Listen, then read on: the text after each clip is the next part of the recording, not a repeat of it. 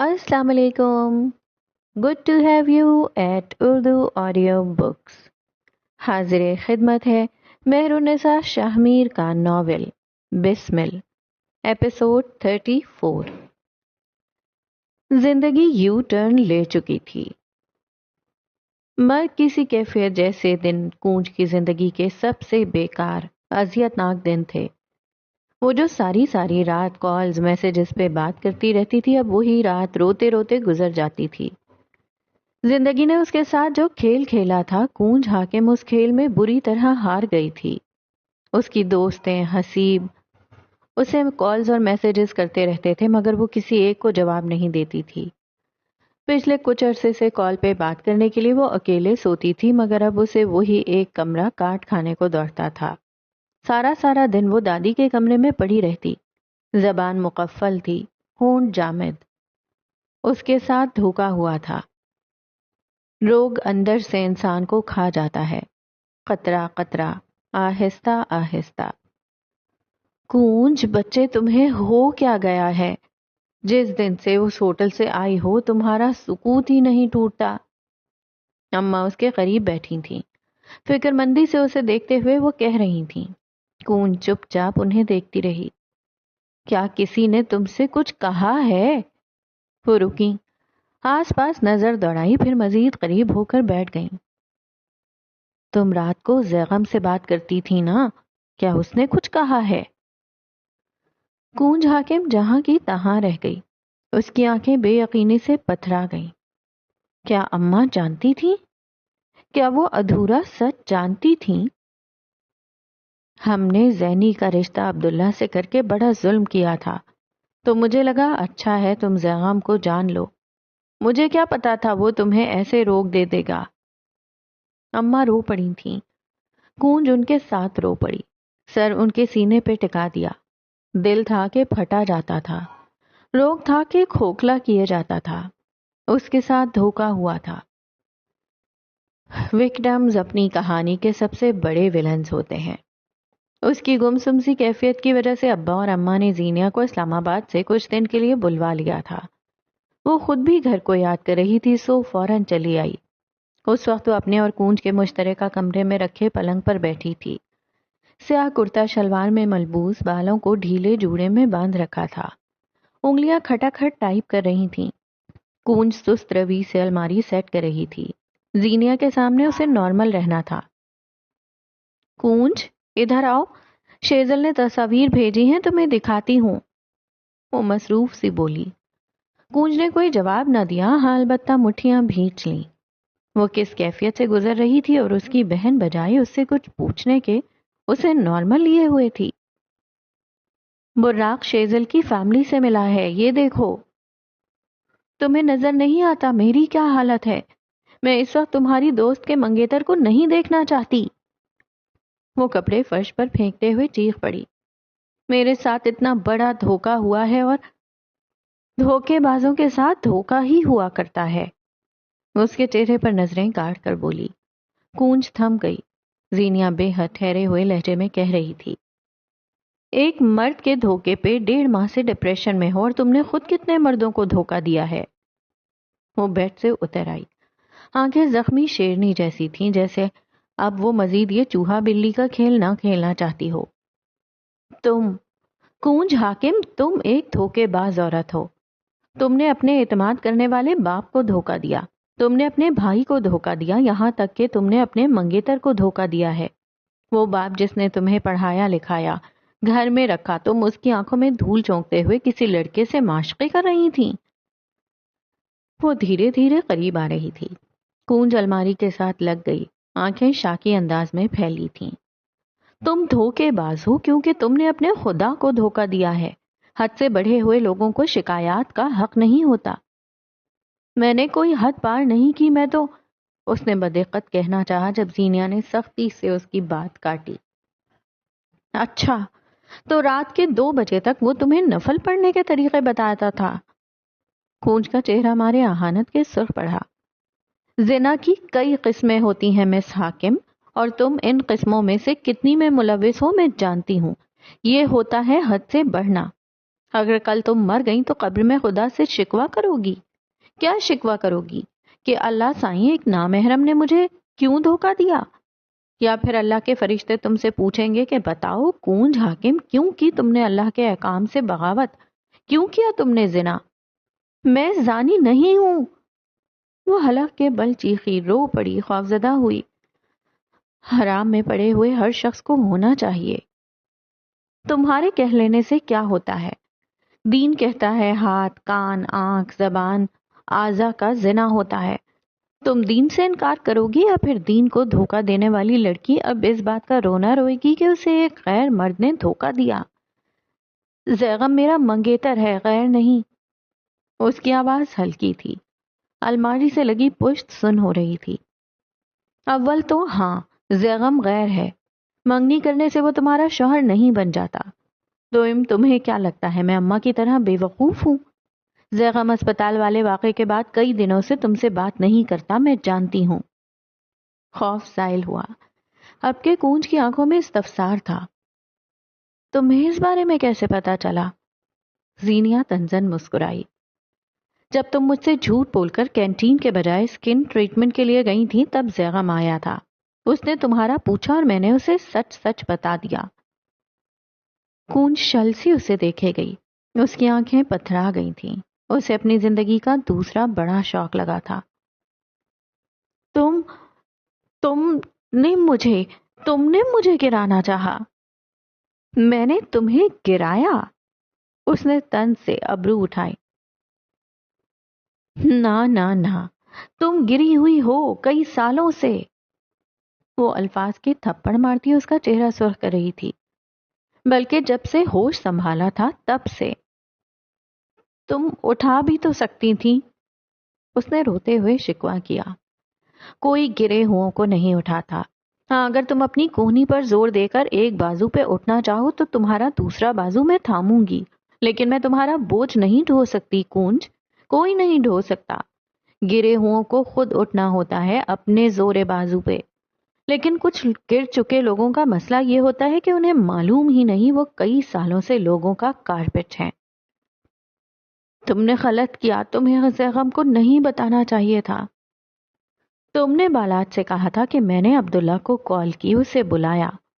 میں نے تو کبھی تم سے یہ نہیں کہا تھا کہ تمہیں ایسا نہیں کہنا چاہیے تھا۔ سچ تو سچ ہے کونج، باہر آنے سے کیا ڈرنا؟ وہ آگے آئی، نرمی اور فکرمندی سے اس کے کندھے پہ ہاتھ رکھا۔ تم لکی ہو کونج، ہر وہ انسان لکی ہے جسے ریمائنڈرز ملتے ہیں۔ خود کو لپیٹ کر نفاست سے رکھو، ورنہ کارپیٹ ایک وقت بعد کچرے کی زینت بن جایا کرتے ہیں۔ وہ واپس پلنگ پر اپنی سابقہ جگہ پر آ کر بیٹھی، تنفس تیز ہو چکا تھا، چہرہ سرخ۔ اسے یہ علم نہیں تھا کہ جو تقریر اس نے کونج کو سنائی ہے اس کی تھوڑی بہت ضرورت اسے بھی تھی۔ یہ اسے وقت بتائے گا۔ کونج اپنی جگہ پہ کھڑی رہی۔ وہ خود کو وکٹم سمجھ رہی تھی مگر وہ تو ولن تھی، اس کے ساتھ واقعی دھوکا ہوا تھا۔ 6 ماہ بعد 6 ماہ نے اسے اپنی آنکھوں میں دیکھنے پہ مجبور کیا تھا۔ یہ 6 ماہ کڑے تھے، کٹھن تھے۔ کمبیر محل میں ایک بار پھر فساد برپا ہوا تھا۔ کسی بات پہ قیس اور مہدی کے درمیان جھڑپ ہو گئی تھی اور ایک بار پھر سارے گھر کا نزلہ مہدی کمبیر پہ گرا تھا۔ آج کچھ مختلف ہوا تھا۔ آج اس کی رنگت سفید نہ پڑی، گلٹ سے اس کی گردن آج نہ جھکی۔ اس نے میز سے ڈھیر ساری کوکیز اٹھا کر ٹرے میں رکھی، کافی کا مگ اٹھایا، ڈرائی فروٹ کا بول ہاتھ میں لیا اور چیختے کوستے بختیار کو دیکھا۔ آپ کا ہو گیا، میں جاؤں؟ وہ جو اس کی ماں اور باپ کی شان میں القابات گنوا رہے تھے تھم گئے۔ مقصود، انیسہ، قیس کمبیر، لاؤنج میں بیٹھے ہر کمبیر نے اسے عجیب نظروں سے دیکھا تھا۔ وہ کسی کو دیکھے بغیر اپنے کمرے میں چلا آیا۔ یہاں آ کر اس کے قدم سست پڑے تھے۔ دنیا سے مقابلہ آسان ہے، خود سے کٹھن۔ دیوار کے ساتھ لگے آئینے میں کھڑے ہو کر اس نے اپنا چہرہ دیکھا۔ سانولی سی رنگت، معمولی نقوش، سیدھے سیاہ بال جو اسٹائلش انداز میں کٹے تھے۔ وہ زیادہ خوبصورت نہیں تھا، پرکشش بھی نہیں۔ اگر پیسے کی ریل پیل نہ ہوتی تو وہ ان لوگوں میں سے ہوتا جن کے چہرے ایک نظر کے بعد بھول جائیں۔ مگر اس کی آنکھیں، اس کی آنکھوں میں ساری دنیا کا حسن پناہ گزین تھا۔ اس نے اپنی آنکھیں دیکھیں، چند لمحے دیکھتا رہا۔ میں نے تمہیں معاف کیا مہدی، وہ ہولے سے اپنے عکس کو دیکھتے ہوئے بڑبڑایا۔ تم معصوم ہو، تمہاری آنکھیں دنیا کی سب سے حسین آنکھیں ہیں۔ وہ خود سے بہت کچھ کہتا رہا۔ پورے 6 ماہ اس نے یوں ہی خود سے بہت کچھ کہا تھا۔ 6 ماہ اس نے اپنی آنکھوں میں آنکھیں ڈالنے کی مشق کی تھی۔ 6 ماہ اس نے ہر طرح سے خوش رہنے کی کوشش کی تھی۔ 6 ماہ میں وہ سب ملا جس کی اس نے خواہش کی، مگر نہ ملا تو سکون۔ وہ مہدی کے ساتھ پارک کی سڑک پہ واک کر رہی تھی۔ ہلکی ہلکی دھوپ آسمان کا سینہ چیرتے ہوئے باہر نکل رہی تھی اور اسی دھوپ میں زینیا کی آنکھیں چھوٹی ہو رہی تھیں۔ مجھے لگا تھا اس روز آفس میں ہونے والی میری باتوں کی وجہ سے آپ مجھ سے ناراض ہوں گے، لیکن آپ تو اچھے آدمی نکلے۔ مہدی ہلکا سا مسکرایا۔ مریضوں سے ناراض نہیں ہوا جاتا۔ زینیا چلتے چلتے رک گئی، استفہامیہ نظروں سے اسے دیکھا۔ میں اگر خود کو معاف نہیں کرتا تو تم لوگوں کو معاف نہیں کرتی۔ میں اگر کارپیٹ ہوں تو تم سخت دیوار جس سے جتنا سر پھوڑ لو کوئی فائدہ نہیں ہوگا۔ کم از کم میں خود کو تکلیف نہیں دیتی۔ دیتی ہو، مانو یا نہ مانو، مگر تم دیتی ہو۔ جو لوگ معاف کر کے آگے بڑھ جاتے ہیں ان کی زندگی سہل ہو جاتی ہے۔ جو معاف نہیں کرتے وہ کڑتے رہتے ہیں، دل میں بغض پالے رہتے ہیں اور اپنے قریبی لوگوں کو کھو دیتے ہیں۔ وہ آگے آیا، زینیا کی آنکھوں میں دیکھا۔ تم سے ناراض نہیں ہو سکتا، تم پہ ترس آتا ہے۔ وہ کہہ کر آگے چلنے لگا، مگر زینیا حاکم کی زندگی ایک جگہ رک گئی تھی۔ وہ مہنگے ریسٹورانٹ میں کھانا کھا رہی تھی، مگر وہ مزہ نہ آیا جو بشر اور کونج کے ساتھ ایک چھوٹے ڈھابے پہ آیا کرتا تھا۔ اسے قیسم کی پہلی تنخواہ ملی، مگر وہ اتنی خوش نہ ہوئی جتنی ابا کے پیسے دینے پہ ہوتی تھی۔ ہائی ہیلز، بیگز اور جولری خریدتے وقت اس کا دل خالی تھا، کیونکہ اس کا دل بھاری تھا ان رویوں کے بوجھ سے جنہیں وہ دل سے ہٹا نہ سکی تھی۔ اسے نئی زندگی نہ بھائی، کیونکہ وہ پرانی کے انتقام دل میں لیے ہوئے تھی۔ 6 ماہ اس نے اسٹرگل میں گزار دیے تھے۔ 6 ماہ زینیا حاکم سکون سے نہ رہ سکی تھی۔ یہ 6 ماہ اس نے اپنی عادت کے برخلاف کام کیے تھے۔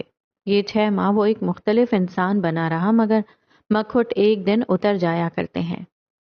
قیس کمبیر اس حادثے کے بعد بدل چکا تھا۔ زینیا حاکم کے ساتھ اس کا وقت زیادہ گزرنے لگا تھا۔ وہ پارک میں ہر روز دانستہ اس کے جانے کے وقت جاتا۔ وہ ایک ہی جاگنگ ٹریک پہ گھنٹوں بھاگتے رہتے، بولتے رہتے۔ وہ اس کی ہر بات مان جایا کرتا تھا۔ آفس میں اس کے مشورے مانتا، کئی بار اسے مختلف قسم کی بحث میں الجھا دیتا، کسی ایک بات کو کھینچ کر لمبا لمبا لیکچر سنتا۔ جہاں اس کی ضرورت بھی نہ ہو وہاں وہ زینیا حاکم کا کام نکال لیا کرتا تھا۔ جب وہ بولتی تھی تو قیس کو اچھا لگتا تھا، جب وہ غصہ ہوتی تھی اسے مزہ آتا تھا، مگر وہ جب ناراض ہوتی تھی تب دنیا غیر ہونے لگتی تھی۔ اسے اچھا لگتا تھا گھنٹوں اسے کسی بحث میں الجھا دینا اور پھر اسے تکتے رہنا، اسے غصہ دلانا اور پھر اس کے سرخ ہوتے چہرے کو دیکھنا۔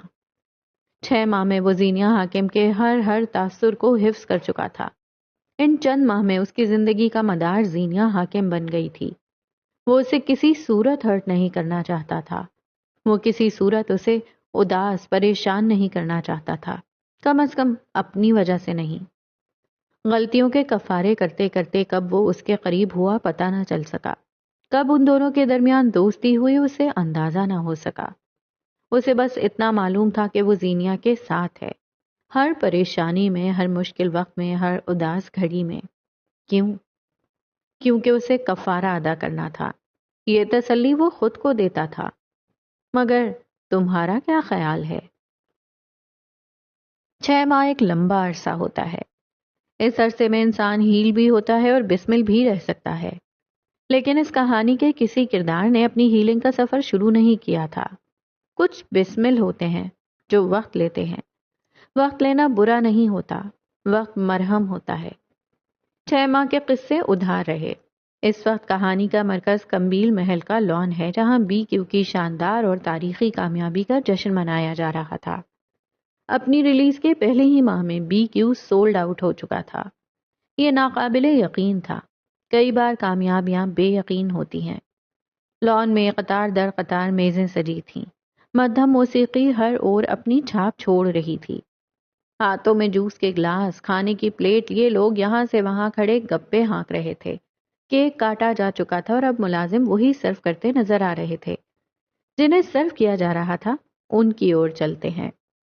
سیاہ رنگ کی ٹخنوں کو چھوتی لمبی فراک کے ساتھ چوڑی دار پاجامے میں ملبوس زینیہ حاکم نے مسکراتے ہوئے پلیٹ تھامی۔ اس کی رنگت مزید نکھر گئی تھی، بال لمبے ہو گئے تھے اور آنکھوں کی چمک کے ساتھ ذات کا وقار بھی بڑھ گیا تھا۔ سرخ رنگ کا دوپٹہ سر پر لیے جب وہ ٹھہر کر کسی سے بات کرتی تھی تو اس کے لہجے میں اعتماد جھلکتا تھا۔ وہ تھوڑی دیر قبل ہی آئی تھی اور اسے ہاتھوں ہاتھ لیا گیا تھا۔ قیس کا ڈپریشن شوٹ، سمندر پہ مسکراتی تصاویر، بی کیو کی وائرل اسنیک پیک اور فیصلہ آباد میں موجود ٹیکسٹائل فیکٹریز میں کام کرتے لوگوں کی ویڈیو اور تصاویر نے اسے خاصا مشہور کر رکھا تھا۔ وہ سوشل میڈیا پہ اپنی تصاویر پوسٹ نہیں کرتی تھی، اپنے بارے میں زیادہ بات نہیں کرتی تھی، تبھی لوگوں کو اسے جاننے کا تجسس بڑھتا جا رہا تھا۔ پارٹی کی طرف واپس آؤ تو زینیہ اب اکیلی کھڑی تھی۔ جب کوئی سامنے سے مسکراتا ہوا اس کی طرف آنے لگا، جواباً وہ بھی مسکرائی۔ سیاہ آنکھیں اور سنہری آنکھیں شناسائی کی کئی منزلیں پار کر چکی تھیں۔ فائنلی تم کمبیر محل میں نارمل طریقے سے آئی ہو۔ ایش گرے 3 پیس سوٹ والا آدمی بازو سینے پہ باندھ کر اس کے سامنے آ کر رکا۔ زینیہ نے نزاکت سے آنکھیں گھمائیں۔ تمہیں لگتا ہے کمبیر محل میں نارمل طریقے سے آ سکتی ہوں میں؟ شیزل کے ساتھ آئی تھی میں اور دروازے پہ ہی براق اور اس کا جھگڑا ہو گیا۔ وہ چاہتا تھا میں اس کی سائڈ لوں کیونکہ اس نے ایک بار مجھے نوکری دی تھی اور شیزل کی سائڈ تو مجھے لینی ہی تھی۔ قیس مسکرایا۔ قصور کس کا تھا؟ تمہارے نزدیک شیزل کا، کیونکہ تم زن بیزار ہو۔ وہ رکی، آس پاس دیکھا اور پھر رازداری سے آگے کو ہوئی۔ اور میرے نزدیک بھی شیزل کا، جان بوجھ کر اس بیچارے کو تپاتی ہے۔ اگر تمہاری جگہ میں ہوتا تو دونوں کا بریک اپ کروا چکا ہوتا۔ مزہ آتا۔ اسے وہاں موجود نہ ہونے کا تاسف ہوا۔ زینیہ نے افسوس سے نفی میں گردن ہلائی۔ تمہارا نام قیس غلط ہے۔ فتنہ دوست کے بارے میں کیا خیال ہے؟ قیس نے سوچنے کے انداز میں انگلی ٹھوڑی پر رکھی۔ یہ بھی مجھے مکمل ڈیفائن نہیں کرتا۔ دنیا میں شیطانوں کے لیے ناموں کی کتنی کمی ہے نا۔ زینیہ نے افسوس سے اسے دیکھا۔ قیس مسکرایا اور سنجیدہ ہوا۔ پارٹی کیسی لگی؟ وہ آس پاس دیکھنے لگی تھی۔ اسلام آباد میں مجھے 1 سال ہونے والا ہے۔ اب تو پارٹی اور جنازے ایک ہی لگتے ہیں، بورنگ۔ وہ رکی، قیس کو دیکھا۔ تمہیں اسلام آباد کیسا لگتا ہے؟ مجھے یہ شہر اپنے جیسا لگتا ہے، سرد، سفاق، خاموش۔ بورنگ؟ اس نے اضافہ کیا۔ بورنگ تو نہیں ہے۔ اسلام آبادی کی اپنے شہر سے محبت جاگ گئی۔ تمہیں اسلام آباد کبھی بورنگ نہیں لگا؟ قیس کے لب ہلکی سی مسکراہٹ میں ڈھلے۔ اس نے نفاست سے کیک کھاتی لڑکی کو دیکھا۔ آنکھوں میں پرستان کا سارا سحر آن ٹھہرا۔ اب نہیں لگتا۔ اس کے چہرے پہ نظریں جمائے اس نے 3 لفظ کہے، بس 3 لفظ۔ کیا اس کی جانب سے یہ 3 لفظ کم تھے؟ اب کون سے سرخاب کے پر لگ گئے اس شہر کو؟ پیروں کے نیچے زمین کوئی بھی رہے، اس زمین پر کھڑے وجود کا دل خوش ہونا چاہیے۔ پنڈی سے پیرس لگنے لگتا ہے۔ زینیہ اس کی آخری بات پہ ہنس پڑی تھی۔ قیس رک کر مزید بات کرتا کہ اسے مہمانوں میں سے کسی نے بلایا۔ ایکسکیوز می کہتا وہ آگے بڑھ گیا۔ زینیہ بھی اس جگہ سے ذرا فاصلے پر اپنی ایک کولیگ کے ساتھ آن ٹھہری۔ تھوڑی دیر وہ اسی سے بات کرتی رہی۔ اسی پل کوئی اس کے عقب میں آ کر رکا۔ زینیہ جو نتاشا سے بات کر رہی تھی مسکرائی۔ اب وہ مہدی کمبیر کو اس کے قدموں کی چاپ سے پہچان لیا کرتی تھی۔ بتایا نا، 6 ماہ میں بہت کچھ ہوا تھا۔ نتاشا سے معذرت کر کے وہ مہدی کی طرف مڑی۔ سبز آنکھیں سنہری آنکھوں سے ٹکرائیں، ہر اور روشنی سی منعکس ہونے لگی۔ اگر تم نے اتنا خوبصورت لگنا ہوتا ہے تو پہلے ٹریگر وارننگ دیا کرو۔ زیادہ نہیں ہو گیا؟ زینیہ مسکرائی۔ زیادہ کہاں، آپ کے لیے تو دیوان لکھے جا سکتے ہیں سرکار۔ سیاہ شلوار قمیض والے مرد نے سینے پہ ہاتھ رکھ کر تعریف کی۔ اول تو یہ فلرٹ کسی اور کے ساتھ کریں، دوئم مجھے سرکار مت کہا کریں۔ اس نے کیک کا چمچ بھرا اور منہ تک لے گئی، پلیٹ خالی ہونے لگی تھی۔ پھر ڈائن کہاں کروں، چڑیل، خپتی، میرے پاس بہت بڑی ویرائٹی ہے، بس آپ کے منتخب کرنے کی دیر ہے۔ وہ کیک کی پلیٹ ہاتھ میں لیے کھڑا رہا، چکھا اب تک نہیں۔ اسے معلوم تھا یہ زینیا کا فیوریٹ فلیور ہے، وہ اپنا حصہ کھا کر اس کا حصہ بھی کھائے گی۔ بہت ویرائٹی آ گئی ہے آپ کے پاس لڑکیوں کے نک نیمز کی، کن چکروں میں ہیں آج کل؟ کس چڑیل اور خپتی کے ساتھ اٹھنا بیٹھنا ہے؟ مہدی کا چہرہ پل بھر میں سرخ ہو گیا تھا۔ خدا کا خوف کرو، میں شریف آدمی ہوں، میں کیا کہہ سکتی ہوں؟ میری یادداشت میں تو وہ مہدی ہے جو مجھے بلانے کے لیے میرے کمرے کی بیلکنی میں پتھر پھینک رہا تھا۔ مہدی خفیف سا ہو کر مسکرایا۔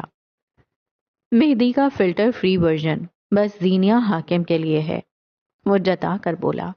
زینیا کی مسکراہٹ سمٹی، مہدی کو بھی الفاظ کا احساس ہوا۔ میرا مطلب ہے باقی لڑکیاں میری کال میسیجز فوراً دیکھ لیتی ہیں، سارے جتن تمہارے لیے کرنے ہوتے ہیں۔ اس نے بات سنبھالنی چاہی، ڈھیروں ڈھیر شرمندگی نے اسے گھیر لیا تھا۔ زینیا خاموشی سے کیک کھانے لگی تھی۔ مہمانوں میں گھرے کھڑے قیس کمبیر کی نظریں لان کی دائیں طرف گئیں۔ وہ جو اپنے ساتھی ڈیزائنر کی بات پہ مسکرا رہا تھا، یکدم اس کی آنکھیں ایک نقطے پہ ساکت ہو گئیں۔ مہدی کمبیر زینیا حاکم کو اپنی کیک کی پلیٹ تھما رہا تھا اور زینیا نے بلا تردد پلیٹ تھام لی تھی۔ نظروں کے ارتکاز پہ زینیا نے مڑ کر دیکھا، قیس اسے ہی دیکھ رہا تھا، انداز میں ناپسندیدگی تھی۔ بالاٹ سے کوئی رابطہ ہوا؟ مہدی کا انداز محتاط سا تھا۔ زینیا کے تاثرات بدل گئے، نارمل سے وہ سنجیدہ ہو گئی تھی۔ مجھے اس کی طرف سے کوئی کال نہیں آئی، اس کے اور میرے گھر والے الگ سے پریشان ہیں، بلکہ اس کے گھر والے مجھے کوس رہے ہیں، انہیں لگتا ہے میں منحوس ہوں۔ واٹ ایور، اپنا بیٹا چاہے چاند پہ لگی کالک ہو، قصور ہمیشہ بہو کا نکالا جائے گا۔ وہ اس انداز سے بولا کہ زینیا ہنس پڑی۔ زینیا مہدی کی کسی بات پہ ہنسی تھی۔ قیس نے بے اختیار ٹائی کی نوٹ ڈھیلی کی، دل کو ایک انجانے سے خوف نے گھیرا تھا۔ اسے یہ مسکراہٹ زہر لگی، اسے زینیا کے ساتھ کھڑے اس آدمی سے نفرت ہوئی۔ اسے جانے دیں، مجھے یہ بتائیں آپ کے تجسس کا کیا حال ہے؟ آج تو پارٹی میں بھی نظر نہیں آ رہی۔ اس کا اشارہ انیسا کی طرف تھا۔ مہدی نے کندھے اچکائے۔ ناراض ہے قیس سے، لاپرواہی سے کہتے اس کی آنکھیں چھوٹی ہوئیں۔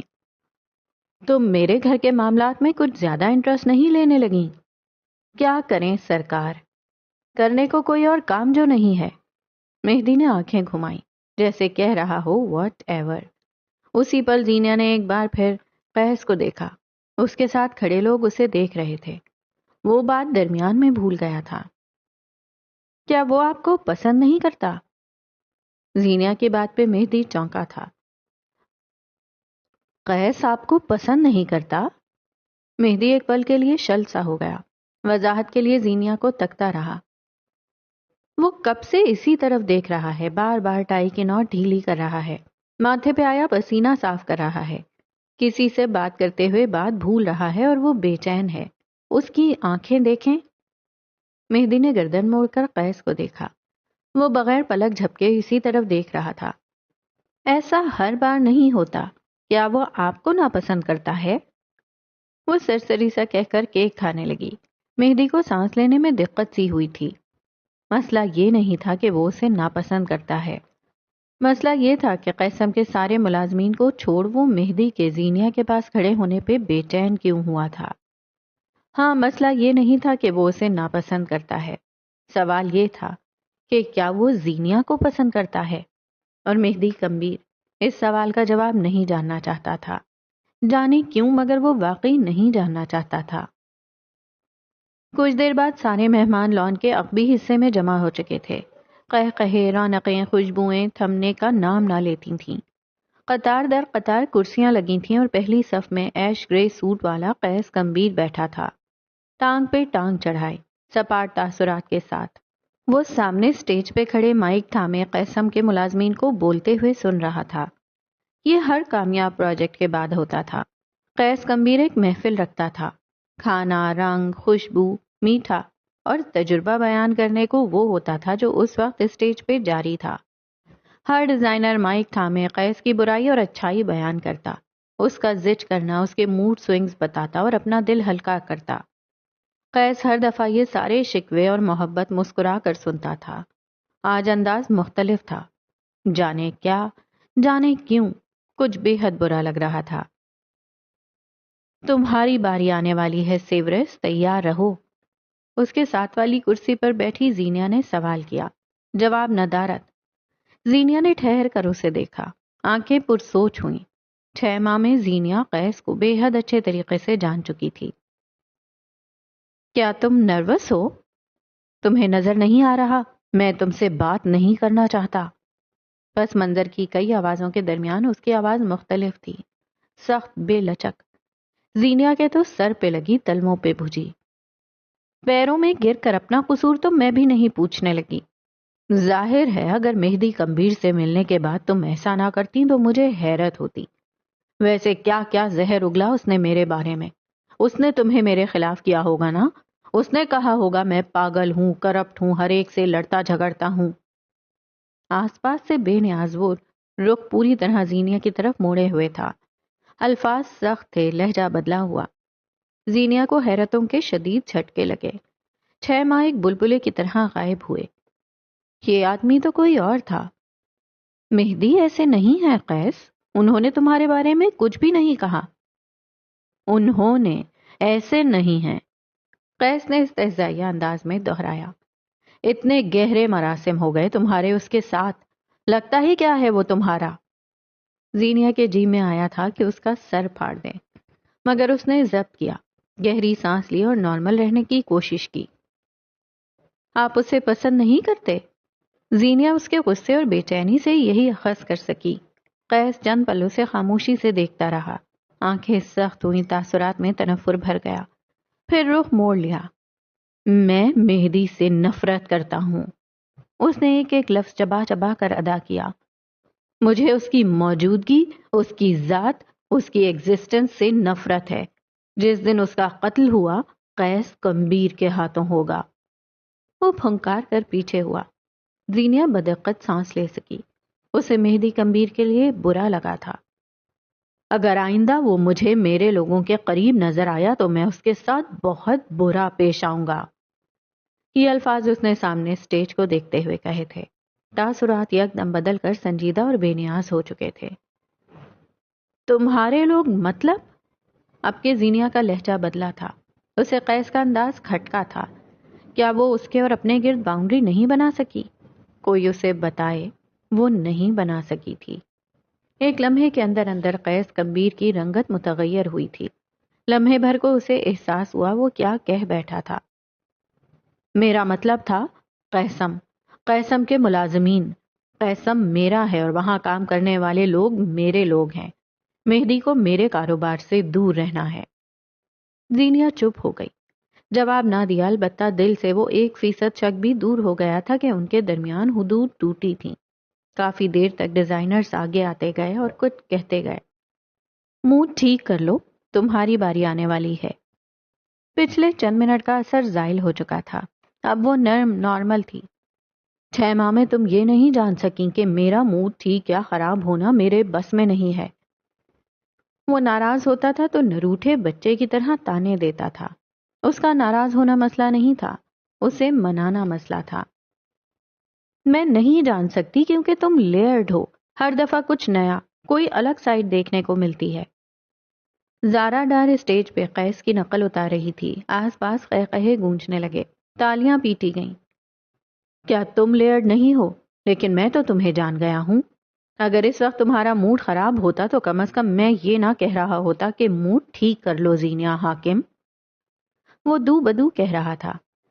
بحث شروع کرو، تو اس کے پاس ہر بات کا جواب تھا۔ چہرے پہ اب بھی نروٹھا پن تھا۔ زینیا کو کبھی کبھی وہ 32 سالہ مرد نہیں 2 سال کا بچہ لگتا تھا۔ تو پھر تم کیا کہتے؟ زینیا نے مسکراہٹ دبائی۔ قیس نے نگاہوں کا رخ ترچھا کر کے اسے دیکھا. جن لوگوں نے تمہارا موڈ خراب کیا ہوتا میں تمہارے ساتھ مل کر ان کو 2 گالیاں اور دیتا. زینیا ہنس پڑی. وہ واقعی ایسا کرتی، اور اگر قیس اس کا ساتھ دیتا تو مزہ آ جاتا. 6 ماہ وہ صرف اس کا باس پڑوسی نہیں رہا تھا، ان 6 ماہ میں دوستی بھی ہوئی تھی. شیزل کے بعد زینیا کی دوسری دوستی. مہدی دوست سے بڑھ کر تھا یا پھر شاید کوئی اور. اس کے لیے دوستی لفظ چھوٹا تھا. ایک گاؤں میں ایک آدمی رہتا تھا. زینیا نے ابھی بات شروع ہی کی تھی کہ قیس کے تاثرات ڈھیلے پڑ گئے. ڈونٹ یو ڈیئر، اس نے دھمکی دی، مگر وہ جانتا تھا اثر نہیں کرے گی. وہ اپنی حالت سے بڑا تنگ تھا. ایک دن وہ ڈاکٹر کے پاس گیا اور کہا، ڈاکٹر صاحب میں روز رات کو ایک ہی خواب دیکھتا ہوں اور اس میں گدھے فٹ بال کھیل رہے ہوتے ہیں. وہ ناراض مگر ہلکا سا مسکرایا تھا. زینیا کہتی رہی. ڈاکٹر نے کہا، اچھا میں تمہیں ایک دوائی دیتا ہوں، وہ کھا لینا، پھر ایسا خواب نہیں آئے گا. آدمی نے کہا، میں یہ دوائی کل نہ کھا لوں. اسٹیج پہ اس کے نام کی پکار ہوئی تھی. سنجیدہ تاثرات مسکراہٹ میں ڈھل چکے تھے. ڈاکٹر نے پوچھا، کیوں؟ تو مریض کہنے لگا، اصل میں آج ان کا فائنل ہے، بیچاروں نے بہت محنت کی ہوگی، دیکھ نہ لوں؟ وہ ہنس پڑا تھا، گردن نیچے جھکا کر ہنس پڑا. آنکھوں کی سختی غائب ہوئی، بھینچے ہوئے جبڑے کھل گئے اور وہ ہنستا چلا گیا. ہر کسی کو لگتا تھا وہ اسٹیج پہ اس کی نقل اتارتی لڑکی پہ ہنس رہا ہے، مگر وجہ کوئی اور تھی. روشنیوں کا رخ اس کی طرف ہوا، نظریں ستائش اس کی طرف، اور وہ ہنس رہا تھا. تم جاؤ گے گدھوں کا فائنل دیکھنے، زینیا مسکراہٹ دبا کر بولی، اور قیس کے ہنسنے میں اضافہ ہو گیا. اب وہ پیٹ پہ ہاتھ رکھے گردن صوفے کی پشت پر پھینک کر ہنس رہا تھا. کیمراز کا رخ اسی کی طرف ہوا. اسٹیج پہ کھڑی لڑکی زور و شور سے اس کی نقل اتارنے لگی تھی. ہنستے ہنستے اس کی آنکھوں سے پانی نکل آیا. تیسری صف میں بیٹھا مہدی کمبیر مسکرایا تک نہیں. اسے قیس کی مسکراہٹ سے خوف آیا تھا. اسے آنکھوں کی اس بے فکری سے خوف آیا تھا. اسے زینیا کی اس کے ساتھ موجودگی سے خوف آیا تھا. زندگی میں پہلی بار اسے قیس ہنستے ہوئے برا لگا تھا. مہدی کمبیر کو آج خود سے، اپنی خود غرضی سے خوف آیا. تقریب ختم ہونے کو تھی. رات کے 2:15 بج رہے تھے جب زینیا، حاکم اور شیزل نے واپس جانے کی تیاری کی. وہ جلدی جانے والی تھی، مگر براق شیزل کو اپنے ساتھ لیے ایک ایک جاننے والے سے ملوا رہا تھا. زینیا کوفت زدہ سی اس کی واپسی کا انتظار کرتی رہی. مہدی کمبیر تو لوگوں کے نغے میں پھنس جاتا تھا. چند پل بعد وہ جوس کا گلاس ہاتھوں میں لیے بور ہو رہی تھی جب آواز پہ اس نے چہرہ موڑ کر دیکھا. محل کے داخلی دروازے سے نکلتے مقصود کمبیر ایک ملازم پہ برس رہے تھے. فی الحال کوئی ان کی طرف متوجہ نہ تھا. زینیا آگے بڑھائی. ملازم اب جا رہا تھا. مقصود اسے اچھا خاصا جھڑک چکے تھے. منہ ہی منہ میں کچھ بڑبڑاتے وہ اپنی ویل چیئر کا بٹن دباتے آگے بڑھنے لگے. جب انہیں ویل چیئر رکتی محسوس ہوئی، بٹن دبا کر اسے روکنے والی زینیا حاکم تھی. مقصود نے ٹھنڈی برف نگاہوں سے اسے دیکھا. زینیا کی نظریں بھی کچھ مختلف نہ تھیں. کنکھیوں سے اس نے زمین کی جانب اشارہ کیا. گھاس کے ٹکڑے پر مقصود کمبیر کا چشمہ گرا ہوا تھا. میں اٹھا کر مسیحا بنوں یا آپ اپنی طاقت آزمائیں گے؟ مقصود جھکے اور ہاتھ بڑھا کر چشمہ اٹھا لیا. میں لوگوں پہ ڈپینڈ نہیں کرتا. انہوں نے چشمہ اٹھا کر اسے صاف کیا اور عقیدت سے کوٹ کی اندرونی جیب میں رکھ دیا. تمہیں کیسے معلوم ہوا یہ میرا چشمہ ہے؟ اور اگر ہے تو تم کوئی مسیحا نہیں جو بچا لو. زینیا نے بغیر کچھ کہے عقب سے ویل چیئر کو تھاما اور اسے آہستہ آہستہ آگے بڑھانے لگی. زندگی میں پہلی بار انہوں نے اعتراض نہیں کیا تھا. قیصم میں جب یہ چشمہ نیچے گرا تھا تب اس کا برانڈ دیکھا تھا. وہ چشمہ آپ کا نہیں ہے نا؟ زینیا نے قیاس لگایا یا دعویٰ کیا، اندازہ نہ ہو سکا. اور تمہیں ایسا کیوں لگتا ہے؟ یہ چشمہ جس برانڈ کا ہے وہ 1960 میں متعارف ہوا تھا. اسے بنانے والے 2 بھائی تھے. چند سالوں کے اندر اندر یہ برانڈ پوری دنیا میں مشہور ہو گیا اور ڈھیروں ڈھیر چشمے بکنے لگے. وہ ویل چیئر کو ایک طرف لگے صوفوں کی طرف لے آئی اور پھر کچھ عرصے بعد وہ دونوں بھائی اپنے اپارٹمنٹ میں ایک پراسرار موت مارے گئے. کہا جاتا ہے کہ ان کے کاروباری شریک حاسد نکلے۔ یہ بھی کہا جاتا ہے کہ وہ دونوں دماغی عارضے کا شکار تھے۔ اس نے پاس سے گزرتے ویٹر سے 2 گلاس جوس کے لیے اور پھر خود ایک صوفے پہ آ کر بیٹھی۔ مقصود کمبیر سامنے ویل چیئر پہ تھے۔ ایک گلاس ان کو تھمایا اور بات جاری رکھی۔ یہ چشمہ جو آپ کے پاس ہے یہ ان کا آخری ڈیزائن تھا۔ صرف 150 ڈیزائنز تھے اور بتایا جاتا ہے کہ انہیں لینے والے تمام افراد اتفاق سے عمر رسیدہ تھے۔ سو یہ آپ کا چشمہ نہیں ہے، موسٹ پروبیبلی آپ کے فادر کا۔ اس نے جوس کا گھونٹ بھرا، پھر جیسے یاد آنے پہ بولی، ایک اور بات، آپ اسے چھونے کی اجازت کسی کو نہیں دیتے۔ اسے دیکھتے ہوئے آپ کی آنکھوں میں ایک سپارکل سا ہوتا ہے۔ یہ آپ کے فادر کا چشمہ ہے نا؟ اس نے دہرایا۔ مقصود نے رخ پھیر لیا۔ اب وہ ذرا فاصلے پہ کھڑے قیس کو دیکھ رہے تھے۔ وہ کسی مہمان کے ساتھ مسکرا رہا تھا۔ ہاں، یہ میرے ابا کی اینک ہے۔ ان کی آواز ہلکی تھی۔ وہ اسے کسی ملازم کو چھونے نہیں دیتے تھے، سو میں بھی نہیں دیتا۔ زینیا نے سر ہلایا۔ کافی دیر تک وہ یوں ہی گردن موڑے مہمانوں کو دیکھتے رہے۔ تم نے مجھ پہ اچھی خاصی ریسرچ کی، اس کی کوئی خاص وجہ؟ آپ مجھے اپنے جیسے لگتے ہیں اور کسی اپنے کی یاد بھی دلاتے ہیں۔ کئی ماہ سے دل میں رکھی بات کہہ ڈالی۔ کس کی؟ انہوں نے رخ نہیں موڑا۔ کوئی ایسا جو بہت قریبی ہے مگر اس سے کبھی ملاقات نہیں ہوئی۔ اب وہ بھی ان کی نظروں کی تقلید میں دیکھنے لگی مگر قیس کو نہیں، اس سے ذرا فاصلے پہ کھڑے مہدی کو۔ وہ ہاتھ اٹھا اٹھا کر باتیں کر رہا تھا۔ زینیا جانتی تھی اب وہ کیسے اشارے کرے گا، کیسے ہاتھوں کو حرکت دے گا۔ اسلام آباد میں وہ بس اسی شخص کو تو جانتی تھی۔ سوری، میں اس جذباتی تقریر کے بعد بھی تمہیں گود نہیں لے رہا۔ وہ گردن موڑے بغیر بولے۔ زینیا مسکرائی۔ میرا باپ آپ جیسا باپ ہوتا تو میں خود کو پھانسی لگانا پسند کرتی۔ میں ایک اچھا باپ بنتا۔ ایک لمحے کو وہ مختلف انسان لگے تھے، بالکل مختلف۔ ان کی آنکھوں کے آگے منظر کوئی اور تھا۔ ان کی بیوی حاملہ تھی۔ وہ مقصود کا ہاتھ معدے سے نیچے رکھ رہی تھیں۔ ایک نئی زندگی۔ وہ مسکرائے تھے۔ کرخ تاثرات میں دراڑ پڑی تھی۔ دل میں ایک نرمی نے جگہ لی۔ اس دن انہوں نے ایک بہترین باپ بننے کا فیصلہ کیا تھا، مگر وہ ماضی تھا۔ حال میں وہ مسکرانا بھول چکے تھے۔ زینیا چپ رہی۔ جیسے کہ تم اچھی بیٹی ہو۔ زینیا لب کاٹ کر رہ گئی۔ مقصود نے اس کے تاثرات جانچے۔ تم ایک اچھی پیرنٹ بننا، ایک اچھے مرد سے شادی کرنا، اس بار اپنے باپ کی مت ماننا۔ زینیا نے شاکی آنکھیں اٹھا کر انہیں دیکھا۔ میرے ابا اچھے آدمی ہیں۔ اچھے آدمی کی بیٹیاں سڑک پر اپنے سابقہ شوہر سے ہراساں نہیں ہوتیں۔ زینیا برف سی ہو گئی۔ اگر وہ تمہارے عقب میں کھڑا رہتا تو کسی مرد کی جرت نہیں تھی وہ تمہارے سامنے ٹھہر سکتا۔ عورت مانے یا نہ مانے، گھر کا مرد ٹیک ہوتا ہے، بازو ہوتا ہے۔ زینیا خاموش ہو گئی۔ دل میں حزن سا آن ٹھہرا۔ دل پہ ڈھیر سارے آنسو گرے اور سوراخ بنتے گئے، محرومیوں کے، شکووں کے۔ اس خبیث آدمی کا کیا ہوا؟ دوبارہ آیا تھا؟ تھوڑی دیر بعد وہ خود ہی بولے۔ زینیا نے گہری سانس لی۔ لاپتہ ہے۔ اس کی آخری کال 6 ماہ پہلے آئی تھی۔ اب اس سے خاندان کے کسی فرد کا کوئی رابطہ نہیں۔ خس کم جہاں پاک۔ وہ زینیا کو دیکھ کر بولے تو وہ ہنس پڑی۔ اسے ہنستے دیکھ مقصود بھی ہلکا سا مسکرائے تھے۔ کئی سالوں بعد ایک تازہ دم سی مسکراہٹ، ایک خالص مسکراہٹ، ایک بے اختیار مسکراہٹ۔ تھوڑی دیر بعد زینیا اٹھ کر جا رہی تھی۔ مقصود اسے جاتے ہوئے دیکھتے رہے۔ وہ اسے بتانا چاہتے تھے کہ انہیں بھی زینیا کسی اپنے کی یاد دلاتی تھی، وہ جس سے ملاقات ادھوری تھی۔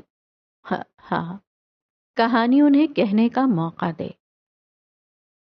6 ماہ بلوچستان کے شہر گوادر میں بھی گزرے تھے، لیکن یہ 6 ماہ کسی قسم کا کوئی بدلاؤ نہیں لا سکے تھے۔ رونق، خوشبو، رنگوں کو چھوڑ کر چھوٹے گیٹ والے اس گھر کا رخ کرو تو دادی پلنگ سے ٹیک لگائے ہاتھوں میں تسبیح لیے بیٹھی تھیں۔ آنکھیں موندے وہ زیر لب کچھ پڑھ رہی تھی جب دھیرے سے کوئی پلنگ پہ ان کے قریب آ کر بیٹھا۔ سیاہ رنگ کا اوور سائز کرتا، چٹیا میں بندھے روکھے بے جان بال، کھنڈر چہرہ اور خالی آنکھوں والی کونج کسی غیر مرئی نقطے کو تک رہی تھی۔ آج اس کا فرسٹ ایئر کا رزلٹ آیا تھا اور وہ 3 سبجیکٹس میں بہت بری طرح فیل ہوئی تھی۔ 6 ماہ وہ ایک نقطے سے آگے نہیں بڑھی تھی۔ ان 6 ماہ میں اس نے خود کو معاف نہیں کیا تھا۔ کیا کہتا ہے وہ لڑکا؟ دادی آنکھیں موندے ہوئی تھیں۔ کونج ان کی بات کو کوئی مفہوم نہ دے سکی۔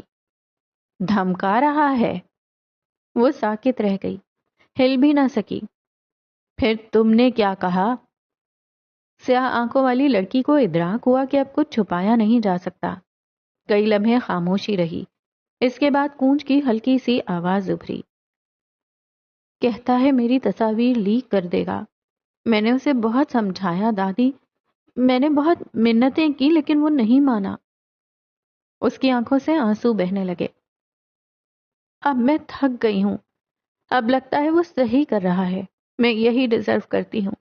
یہ ڈیڈ اینڈ ہے، میں جانتی ہوں۔ اس کا دل جکڑا گیا۔ ذلت، رسوائی، خاندان کی بدنامی کا خوف۔ کونج حاکم کے بس میں ہوتا تو زندگی پہ ریوائنڈ بٹن لگاتی اور اس حرام تعلق میں پڑنے والے دن کو بدل دیتی۔ افسوس اس کے پاس نہیں تھا۔ شاید تمہارے پاس ہے۔ اس سے پہلے کہ وہ کسی کو کچھ بتائے، میں بشر کو سب بتا دوں گی۔ اس نے آنکھیں رگڑ کر صاف کی۔ ذلت تو ویسے ہی مقدر ہے، تو پھر میں خود ہی اسے اپنے بخت میں لکھ دیتی ہوں۔ میں اب یہ برداشت نہیں کر سکتی۔ تم تو عزازیل تھی کونجا، تم ابلیس کب بن گئی؟ الفاظ تھے کہ ضرب کونج کے دل پہ نشان پڑ گئے۔ اول تو تم نے غلطی کی اور اب تم سرکشی پہ اتر آئی۔ تم ابلیس کب بنی؟ میں ابلیس نہیں ہوں، ابلیس سرکش تھا۔ اس سے گناہ ہوا اور اس نے بجائے معافی مانگنے کے زمین میں فساد پھیلانا شروع کیا۔ وہ جھکنے کے بجائے اکڑ گیا تھا۔ اس نے لوگوں کو بھی اپنے جیسا بنانا چاہا۔ اس نے اللہ کے بندوں کو بھی اپنے جیسا بنانا چاہا، ایسا جنہیں معاف نہ کیا جا سکے۔ وہ بولتے بولتے رکی، زخمی نگاہیں اٹھا کر دادی کو دیکھا۔ ابلیس سرکش تھا دادی، اور تم کون ہو؟ سارے وقت میں انہوں نے پہلی بار آنکھیں کھولی تھیں۔ ابلیس نے فساد پھیلایا۔ اس نے ان لوگوں کو معاف نہیں کیا جن کی وجہ سے اسے سزا ملی تھی، اور تم خود کو معاف نہیں کر رہی ان گناہوں کے لیے جو اللہ نے متعین کیے۔ سزا اور جزا کا فیصلہ اسی کا ہے۔ تم ہوتی کون ہو خود کو نہ معاف کرنے والی؟ تم کہتی ہو تم سرکش نہیں ہو، مگر تم نے ایک بار بھی جھک کر معافی نہیں مانگی۔ کیا تم اتنی اونچی ہو گئی کہ اپنے بنانے والے کے سامنے جھک نہ سکو؟ میں اونچی نہیں، شرمندہ ہوں، وہ رندھے ہوئے لہجے میں بولی۔ شرمندہ، تھکا ہوا، ہارا ہوا انسان اپنے اصل کی طرف جاتا ہے۔ زخمی اپنے مرہم لگانے والے کے پاس جاتا ہے۔ کبھی دیکھا ہے وہ بچہ جو گر جائے، زخمی ہو جائے تو سب سے پہلے اپنی ماں کو پکارتا ہے، اور وہ کون سا بچہ ہوتا ہے جو اپنی ماں کو نہیں بلاتا؟ کون سے کوئی جواب نہ بن پایا۔ وہ بس انہیں دیکھتی رہی۔ ضدی، ڈرا ہوا یا پھر کسی کا بہکایا ہوا بچہ۔ تم شیطان کے بہکاوے میں آ گئی ہو۔ اس نے تمہارے کان میں پھونک دیا کہ اب تو تمہارا خدا تمہیں معاف نہیں کرے گا، سو تم اس کے پاس نہ جانا، اور اپنی اصطلاح میں تم نے اسے شرمندگی کا نام دے دیا۔ چاہے کچھ بھی ہو جائے کونجا، ایک بات یاد رکھنا، جب بھی تم سے کوئی گناہ ہو اپنے اللہ کی طرف واپس جاؤ۔ ڈرے ہوئے ہو تب بھی، شرمندہ ہو تب بھی۔ شیطان تمہیں اپنے جیسا بنانا چاہے گا، مگر تم نے نہیں بننا۔ وہ رکی، کونج کا آنسوؤں سے تر چہرہ دیکھا اور پھر بازو پھیلا دیے۔ ضدی بچہ تھک گیا، ہار گیا اور اپنی ماں کی آغوش میں چھپ گیا۔ اگلے کئی پل اس کمرے میں کونج حاکم کی سسکیاں گونجتی رہی تھیں۔ ٹین ایج بچے جس لمحے خود کو دنیا کا سب سے سمجھدار انسان سمجھ رہے ہوتے ہیں، یہی وہ لمحہ ہوتا ہے جب وہ بے وقوف ہوتے ہیں۔ اس تعلق میں پڑھنے سے پہلے وہ بھی خود کو سمجھدار سمجھتی رہی تھی۔ تم کچھ نہیں کرو گی کونج، تم بشر کو کچھ نہیں بتاؤ گی۔ عزت، ذلت سب اللہ کے ہاتھ میں ہے۔ وہ چاہے تو بھر بھر کے عزت دے، اور اگر وہ چاہے تو تمہارا دامن ذلت سے بھر دے۔ وہ ہر شے پہ قادر ہے۔ اس نے اب تک تمہارا پردہ رکھا ہوا ہے نا؟ اس سے معافی اور مدد طلب کرو، وہ آگے بھی تمہارا پردہ رکھے گا۔ یہ اصل کی طرف واپسی کا وقت ہے بچے، یہ خود کو معاف کرنے کا وقت ہے۔ کونج ان کی باتوں پہ سر ہلاتی رہی تھی۔ کئی لمحے بعد اس نے موبائل اٹھایا اور ایک آخری پیغام لکھا۔ میں تمہارے اکاؤنٹ میں کوئی پیسے نہیں بھیج رہی، میں تم سے ملنے کسی ہوٹل نہیں آ رہی، جو چاہتے ہو کر لو، مگر یاد رکھنا اس بار میرے پاس پلان ہے۔ بخدا اس کے پاس پلان کا پے بھی نہیں تھا۔ دل ڈوب کر ابھر رہا تھا، جسم سے ٹھنڈے پسینے چھوٹ رہے تھے، مگر یہ اصل کی طرف واپسی کا وقت تھا، یہ ابلیس کے عزازیل بننے کا وقت تھا۔ چند لمحوں بعد جائے نماز پہ کھڑی کونج حاکم زارو قطار رو رہی تھی۔ 6 ماہ کا ٹوٹا تعلق تھا، جڑنے میں بس ایک پکار لگی تھی، کوئی اللہ سے زیادہ تم پہ رحم دل نہیں ہو سکتا، اب بھی وقت ہے، بہت وقت۔ اسٹوڈیو نیم اندھیرے میں ڈوبا تھا، واحد روشنی وہ تھی جو سرخ گاؤن پہ گرتی تھی، وہ سرخ گاؤن جو فخر سے ٹنگا کھڑا تھا، وہ سرخ گاؤن جسے اپنی قسمت لکھے جانے کا انتظار تھا۔ اسی اسٹوڈیو میں ایک اور نفس بھی تھا جو صوفے پہ دراز تھا، اس کی آنکھیں چھت کی سیلنگ سے لگی تھیں، بال ماتھے پہ گر رہے تھے، ایش گرے کوٹ فرش پہ پڑا تھا، شرٹ کے کف اور اوپری 2 بٹن کھلے تھے، سگار کا پیکٹ بھی ساتھ پڑا تھا مگر انچھوا۔ اسے رہ رہ کر ایک ہی منظر یاد آ رہا تھا، زینیا کے ہاتھ میں اپنی کیک کی پلیٹ تھماتا مہدی، ان کا ہنسنا اور ایک لمبی بات۔ گلے میں گلٹی سی ابھر کر معدوم ہوئی، وہ اٹھ بیٹھا۔ 2 دن گزر چکے تھے مگر آنکھوں کے آگے منظر تازہ تھا۔ آنکھیں بند کر کے کھولیں، بے تحاشا جلن سی ہونے لگی، جانے دل میں جانے آنکھوں میں۔ وہ ایک بار پھر صوفے کے ہتھے پر سر رکھے لیٹ گیا، تھکن سے، سوچوں کے انبار سے گہری سانسیں لیتا وہ کسی غیر مرئی نقطے پہ نظریں جمائے ہوئے تھا۔ وہ اپنی جگہ سے اٹھ بیٹھا اور چھوٹے چھوٹے قدم لیتا روشنی کے نیچے آ کر کھڑا ہوا۔ روشنی اب اس کے اوپر تھی، اس نے دھیرے سے اپنا سر سنگی مجسمے کے سر کندھے پہ ٹکا دیا، سرخ سلک اس کے ماتھے سے ٹکرایا۔ زرد روشنی میں مجسمے کے کندھے سے سر ٹکائے وہ نیم دیوانہ لگتا تھا۔ کوئی چیز مکمل میری کیوں نہیں ہوتی؟ ہلکی دھیمی آواز میں کیا گیا سوال ہر اور گونجا۔ مہدی کمبیر کا قرض میری جان کب چھوڑے گا؟ وہ سیدھا ہوا، گردن ڈھلکا دی، بال ماتھے پہ ایک طرف گرنے لگے، آنکھوں کی سرخ ڈوریاں واضح تھیں۔ وہ نیچے بیٹھ گیا۔ قیس کمبیر آلتی پالتی مارے مجسمے کے پیروں میں بیٹھ گیا تھا، ننگے پیر، بکھرا حلیہ، نیم اندھیر اسٹوڈیو اور روشنی کے دائرے میں بیٹھا یہ شخص۔ میں مانتا ہوں میں لوگوں اور چیزوں سے obsessed ہو جاتا ہوں، لیکن میں ساری دنیا کی چیزیں، ساری دنیا کے لوگ تو نہیں لے لیتا نا۔ اس کی پلکوں کا سایہ اس کے چہرے پہ پڑ رہا تھا، آنکھیں پرسوچ تھیں۔ اگر اتنی بڑی دنیا سے، اس نے دونوں ہاتھ پھیلائے، چند چیزیں اور لوگ قیس کے نام ہوئے تو کسی کا کیا بگڑ جائے گا؟ چہرہ اوپر کی طرف اٹھایا۔ میں آپ کی دنیا سے چند لوگ لے سکتا ہوں نا اللہ؟ سوال کیا، پھر اسے بیٹھے ہوئے بھی سکون نہ آیا۔ وہ اسی فرش پہ چت لیٹ گیا، فرش پہ گرتا سرخ سلک ہاتھوں سے چھوا۔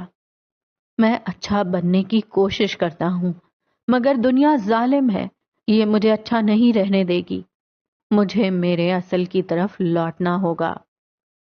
کئی لمحے وہ یوں ہی سرخ گاؤن کی آغوش میں فرش پہ چت لیٹا رہا۔ تھوڑی دیر بعد وہ اٹھ بیٹھا، سرخ گاؤن کو عقیدت اور محبت بھری نظروں سے دیکھا۔ فکر مت کرو، وہ میرا بھائی ہے، میں اسے نقصان نہیں دوں گا۔ سنگی مجسمے نے سکھ کا سانس لیا۔ قیس نے جھک کر صوفے سے اپنی چیزیں سمیٹی، جوتے پیروں میں ڈالے اور باہر نکل آیا۔ سیکنڈز بیتے، لمحے پر لگا کر اڑے، گھنٹے نے ہوائی سفر طے کیا اور اب قیس گمبھیر اپنے گھر میں تھا۔ وہی سفید شرٹ اور سرمئی پینٹ، البتہ اب ہاتھوں میں کئی کاغذات تھے۔ اگر جھانک کر دیکھو تو انہی کاغذات میں ایک سبز کاغذ بھی تھا، مہدی کمبیر کا پاسپورٹ۔ راہداریاں طے کرتا ہوا وہ ڈرائنگ روم میں آیا۔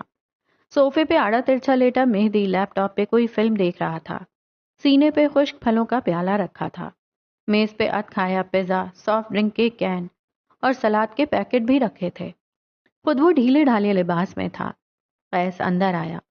حیرت کی بات تھی کہ آج اس کا دھیان کچرے پہ نہیں گیا، آج اس نے مہدی کو آگ کرنے کا نہیں سوچا، آج تو کمبخت کو اپنی جان کے لالے تھے۔ I have a surprise for you. وہ میز کے کنارے رک گیا۔ مہدی نے اسکرین پہ ساکن ہو جانے کا بٹن دبایا اور اس کی طرف دیکھا۔ اٹس بن سو لانگ، تم کہیں نہیں گئے۔ کل تم لندن جا رہے ہو، میں نے انتظام کر دیا ہے۔ لکیلی تمہارا ویزا ایکسپائر ہونے میں 2 ماہ باقی ہیں۔ انجوائے کرو، اس بار تمہارا اسپانسر قیسم ہے۔ مہدی چند لمحے اسے دیکھتا رہا، پھر مسکرایا۔ Thank you but I like it here. میں کہیں نہیں جا رہا، کم از کم فی الحال نہیں۔ اس نے دوبارہ نگاہیں اسکرین پر مرکوز کر لیں۔ قیس کے تاثرات سخت ہوئے۔ تم مجھے منع کر رہے ہو، مجھے نہ سننے کی عادت نہیں ہے گرین وونڈ۔ وہ اسے اس نام سے تب پکارتا تھا جب اسے مہدی کے چہرے پر اذیت دیکھنی ہوتی تھی۔ خلاف توقع آج تاثرات میں تبدیلی نہ آئی۔ بری عادتیں دیر سے چھوٹتی ہیں، فکر مت کرو، تم آزاد ہو جاؤ گے۔ اسکرین کو دیکھتے ہوئے تسلی دی۔ قیس کمبیر کو شبہ سا ہوا۔ یہ واقعی مہدی کمبیر ہی تھا۔ جب قیس کئی لمحے بغیر کچھ کہے اسے دیکھتا رہا تو مہدی نے نگاہیں اٹھا کر اسے دیکھا۔ میں جب بھی ملک سے باہر جاتا تھا سب سے پہلے مجھے روکنے والے تم ہوتے تھے۔ تمہیں لگتا تھا میں کہیں مر نہ جاؤں، آج خود تم مجھے بھیج رہے ہو۔ کیا میری موت کا خوف ختم ہو گیا ہے؟ قیس نے کوئی جواب نہ دیا۔ میری موت کا خوف ختم ہوا ہے یا اچانک تمہیں اپنی زندگی سے محبت ہونے لگی ہے؟ یہ بار مختلف تھا۔ قیس کی آنکھیں ایک نقطے پہ ساکت ہوئیں۔ کیا واقعی اس کے لیے اپنے بھائی کی زندگی غیر اہم ہو گئی تھی؟ میرا تمہیں کہیں باہر نہ جانے دینا ایک ایب نارمل عمل تھا۔ میں بسمل تھا اور چاہتا تھا سب میری طرح رہیں۔ وہ رکا، ایک قدم آگے بڑھا کر پاسپورٹ اور باقی کے دستاویزات اس کی طرف اچھالے۔ اب میں نارمل ہوں، تم اپنے بھائی کو نارمل دیکھنا چاہتے تھے نا؟ مہدی چند لمحے چپ چاپ اسے دیکھا گیا۔ وہ لوگوں کو اندر تک پڑھ لیا کرتا تھا۔ پھر کیا تھا جو قیس میں بدل رہا تھا؟ کیا تھا جو اسے اندر جھانکنے نہیں دے رہا تھا، یا شاید وہ جھانکنا نہیں چاہتا تھا؟ کیا تم واقعی نارمل ہو رہے ہو؟ کیا بات صرف یہی ہے؟ قیس بدقت مسکرایا۔ ایبسلیوٹلی، بس یہی بات ہے۔ وہ آگے آیا، مہدی کے سینے سے لیپ ٹاپ اٹھایا، اس کی پشت پہ زور دے کر اسے سیدھا کر کے بٹھایا، پھر خود بھی اس کے ساتھ آ کر بیٹھا۔ ساتھ میں دیکھتے ہیں، کیا دیکھ رہے ہو؟ گہری سانس بھرتا مہدی اب اسے فلم کے بارے میں بتا رہا تھا۔ قیس ہر دفعہ اس کی آدھی دیکھی ہوئی فلم شروع سے چلواتا تھا، مگر آج وہ وہیں سے دیکھے گیا جہاں سے مہدی دیکھ رہا تھا۔ وہ غائب دماغ تھا۔ کچھ بدل گیا تھا، کچھ تو واقعی بدل گیا تھا۔ ستمبر کی اس چمکتی صبح میں اسلام آباد کے ایک اپر کلاس ایریا میں بنا وہ ولا خوبصورتی اور شان و شوکت کی علامت تھا۔ دروازے پہ سامان سے بھرا ایک ٹرک کھڑا تھا جس سے سامان اٹھاتے لوگ اندر آ رہے تھے۔ ولا کے اندر قدم رکھو تو اوپری منزل کے بیڈ روم سے نسوانی چیخیں بلند ہو رہی تھیں۔ سامان رکھواتا براق حنیف برق رفتاری سے اوپر کی طرف بھاگا تھا۔ کمرے کی چوکھٹ پہ وہ ٹھہر گیا۔ شیزل سیمسن اپنی آنکھوں پہ ہاتھ رکھے پورے قد کے ساتھ پلنگ پہ کھڑی اچھل رہی تھی۔ ایک کونے میں رکھے صوفے پہ زینیا مزے سے براہ راست یہ شو دیکھ رہی تھی۔ شیزل نے براق کو دیکھا تو اس کے چیخنے میں مزید تیزی آ گئی۔ چوہیا، براق، چوہیا، اندر چوہیا! براق کا دل کیا تھا اپنا سر پیٹ لے۔ اس کی ہو چکی منگیتر جو شیر کو کچا کھا جائے اور ڈکار بھی نہ لے، وہ چوہیا سے ڈرتی تھی۔ اگلے چند پل بعد ملازم چوہیا کا جنازہ لے کر باہر جا رہا تھا۔ شیزل اب بھی بیڈ کے کونے پہ ٹکی بیٹھی تھی، آنکھوں میں کراہیت سی تھی۔ اتنا شور شیزل! براق نے شکوہ کیا۔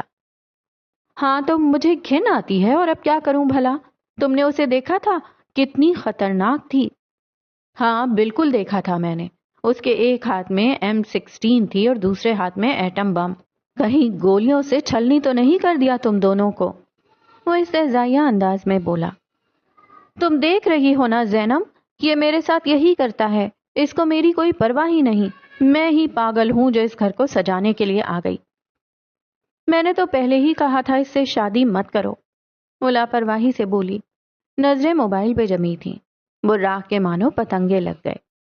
یہ ایسے سانپ دوست رکھے ہوئے ہیں تم نے؟ میں بھی سوچوں میں تو بہت شریف، ایماندار، نیک لڑکا ہوں، یہ آخر تمہیں میرے بارے میں بھڑکاتا کون ہے؟ شریف، ایماندار اور نیک انسان کی تعریف اپنے لفظوں میں بتانے کو آپ بھڑکانا کہتے ہیں؟ زینیا ابرو اٹھا کر بولی۔ شیزل کی آنکھیں پینڈولم کی طرح گھوم رہی تھیں۔ اس کا مسئلہ چھوڑ، وہ دونوں آپس میں لڑنے کیوں لگے تھے؟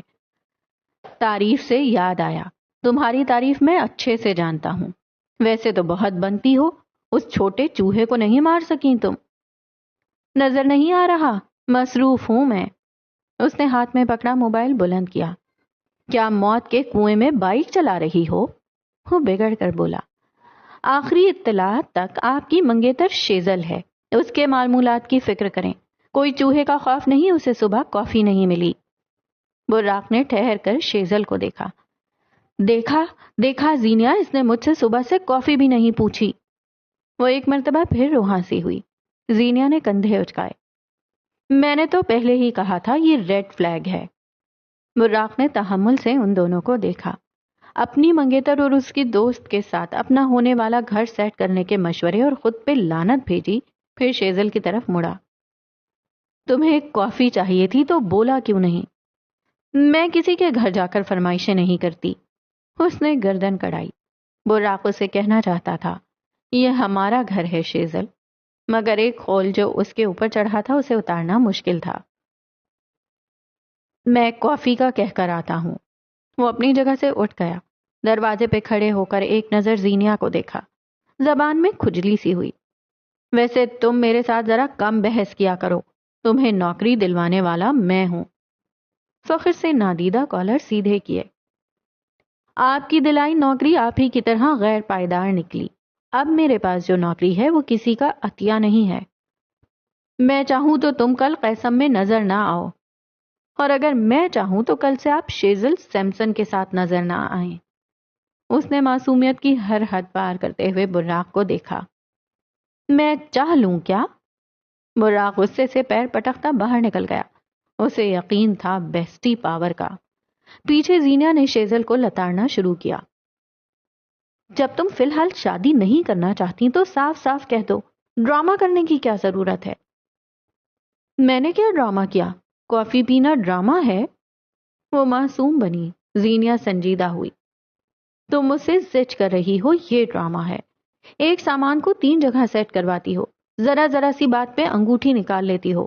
صبح تم نے براق کو ناشتے کے بغیر بلوا لیا اور اب 1:30 بج رہا ہے۔ اگر اس نے کافی نہیں پوچھی تھی تو تم خود بنا لیتی۔ یہ اس کا یا تمہارا گھر نہیں ہے، اسے ہمارا سمجھو گی تب تعلق آگے بڑھ سکے گا۔ تمہیں پرابلم کیا ہے شیزل؟ شیزل چند لمحے انگوٹھے سے ہتھیلی کی جلد کھرچتی رہی، پھر گردن جھکا کر ہلکی آواز میں بولی، مجھے براق سے مسئلہ نہیں ہے، مجھے قید ہونے سے ڈر لگتا ہے۔ میں ہر بات پہ لڑ جھگڑ کر اپنی حاکمیت رکھنا چاہتی ہوں۔ میں اس تعلق میں اپنی آزادی اور مقام پہ سمجھوتا نہیں کر سکتی۔ مجھے میرا حصہ چاہیے۔ زینیا نے گہری سانس لی۔ اس طرح نہیں ملے گا جیسے تم چاہ رہی ہو۔ بات کرو شیزل، براق سب سمجھ جائے گا۔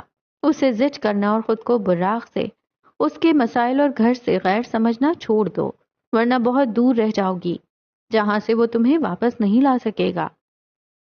وہ کہہ کر دوبارہ موبائل میں مشغول ہو گئی۔ دیوار کے ساتھ لگ کر کھڑے براق نے ساری باتیں سنی، اور ویسے مہدی کی لڑکی اتنی بری بھی نہیں ہے۔ بڑبڑاتے ہوئے وہ زینے اترتا چلا گیا۔ بس کے شیشے سے رخسار ٹکائے وہ سڑک پہ دوڑتی گاڑیوں کو تک رہی تھی۔ آنکھوں کی ڈوریاں سرخ تھیں۔ دنیا اندھیری تھی، مگر کچھ وقت ہوا تھا کہ کونج حاکم کے دل میں روشنیوں کا دیا جلنے لگا تھا۔ بس آج خالی سی تھی، کونج حاکم کے برابر والی سیٹ کی طرح، مگر زیادہ دیر تک نہیں۔ پچھلی سیٹ پہ بیٹھی لڑکیاں اٹھ کر اگلی نشستوں پہ آنے لگی تھیں۔ انہی میں سے ایک اس کے ساتھ آ کر بیٹھی۔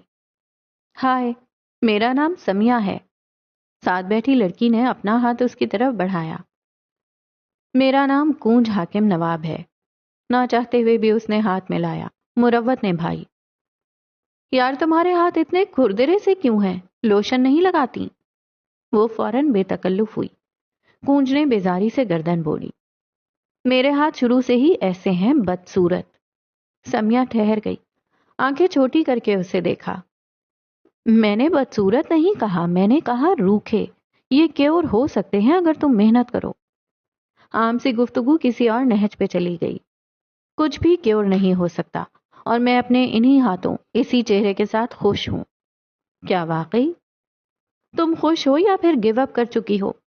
मुझे नहीं पता तुम्हारा क्या मसला है, लेकिन अपने आप को कबूल करने का ये मतलब नहीं होता कि खुद पे मेहनत करना छोड़ दो। ये गिव अप होता है, सुस्ती होती है। जब इंसान खुद को कबूल कर लेता है तब वो खुद को प्रेज करता है, डिग्रेड नहीं। वो उठी, अपना बैग कंधे पे डाला। आई एम सॉरी, मैंने बस एक बात कही थी, माजरत अगर तुम्हें कुछ बुरा लगा हो तो। वो वापस पिछली नशिस्तों की तरफ बढ़ते हुए रुकी। मसला यहां नहीं है। उसने कूंज के चेहरे की तरफ इशारा किया। मसला यहां है। उसने उंगली से कनपटी की तरफ इशारा किया। कूंज हाकिम चुपचाप उसे देखती रही। उसे ये अल्फाज क्लिक हुए थे। किसी और ने भी उसे ऐसा ही कुछ कहा था। किसने? याद करने की कोशिश के बावजूद उसे कुछ याद ना आया। घर आकर उसने लिबास बदला, खाना खाया और जी के बहलाने को अलमारी सेट करने बैठ गई। अब फर्श पे हर तरफ कपड़े, जूते और मेकअप का सामान बिखरा हुआ था। जीनिया हाकिम को इस्लामाबाद गए 1 साल होने को आया था और कूंज आज भी उसे पहले दिन की तरह याद करती थी। उसके कपड़े, जूते, वो यासियत से एक एक सामान को अलग करती गई। स्याह रंग का लेदर बैग उल्टा तो ढेर सारी चीजें निकल आईं। चाबियां, लिपस्टिक, पैसे और एक तहशुदा पर्ची। उसने पर्ची खोली। 1 नंबर के नीचे डॉक्टर मुजफ्फर लिखा था। कूंज को बेख्तियार कराची के अस्पताल में मिलने वाला वो सरफिरा याद आया। लम्हे के 1000वें हिस्से में याद आया उसके आखिरी अल्फाज क्या थे। कूंज हाकिम के पास उससे पूछने को आज ढेर सारे सवाल थे। वो फर्श से उठी, बेड तक आई और अपना मोबाइल उठाया। व्हाट्सएप खोलकर उसी नंबर पे एक टेक्स्ट भेजा। क्या मैं आपको कॉल कर सकती हूँ? वो 5 मिनट तक जवाब का इंतजार करती रही, फिर असर पढ़ने चली गई। वापस आई तो उस आदमी का जवाब आ चुका था। आप कौन? मैं कूंज हाकिम। जाहिर है आप नाम से नहीं जानते होंगे। हम अस्पताल में मिले थे। मैं स्किन केयर ट्रीटमेंट लेने आई थी और आपने कहा था मसला मेरा चेहरा नहीं दिमाग है। क्या मैं आपको याद हूं? पैगाम भेजकर वो नाखून काटती रही। दिल जोर जोर से धड़क रहा था। करीब 15 मिनट बाद जवाब आया था। कूंज ने लपक कर मोबाइल उठाया और तेजी से मैसेज खोलकर पढ़ा। ओके, मैं पहचान गया, तुम मुझे कॉल कर सकती हो। कूंज ने फौरन उसे कॉल मिलाई, जो कि अटेंड हो गई थी। कैसी हो बच्चे? सामने वाले का लहजा हशाश बशाश था। कूंज, जिसने दिल में उसे देने को 1500 गालियां सोच रखी हुई थी, थम गई। गुस्सा न थमा। आपको क्या लगा था उस दिन आप मुझे मैनिपुलेट कर चुके हैं? वो भड़क उठी।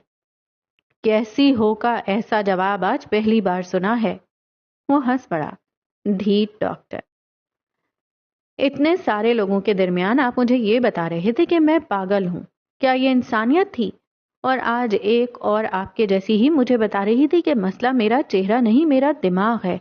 मैं इतने सारे लोगों के दरमियान तुम वाइटनिंग इंजेक्शंस लेने जा रही थी, तब तो तुम्हें कोई शर्म नहीं आई।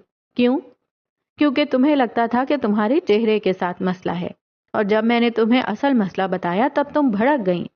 क्यों? क्या दिमाग जिस्म का हिस्सा नहीं है? कूंज को चुप सी लग गई। दिमाग और चेहरा दो अलग अलग उज़ू हैं।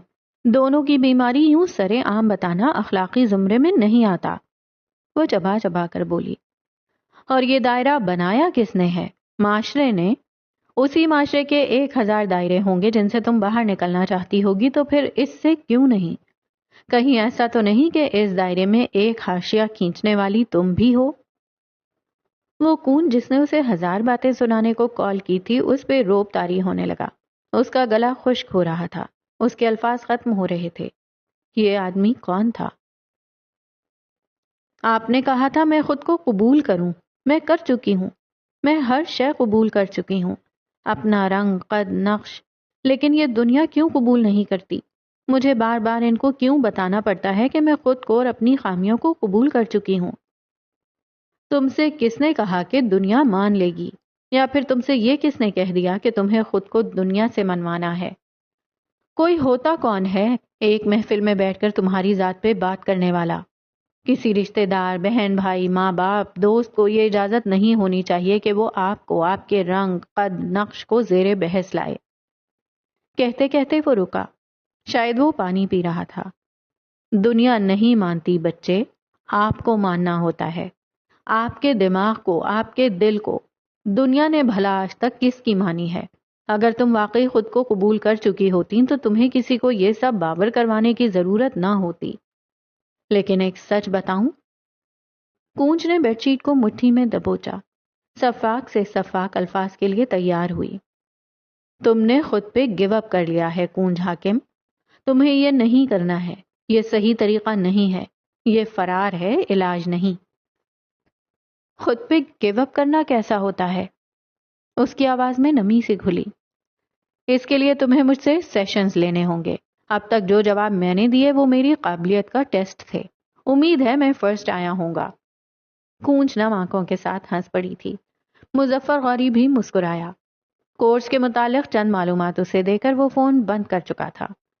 کونج حاکم آج بڑے دنوں بعد مسکرائی تھی، آج بڑے دنوں بعد اس کا دل ہلکا ہوا تھا۔ اگلے چند لمحے بعد وہ فرش پہ گلک توڑے بیٹھی تھی، سکے، نوٹ، وہ سب چن رہی تھی۔ اس سردیوں میں کپڑے نہیں لے گی، جوتے نہیں لے گی، اس سردیوں میں اسے علاج چاہیے تھا، ایک قدم زندگی کی اور۔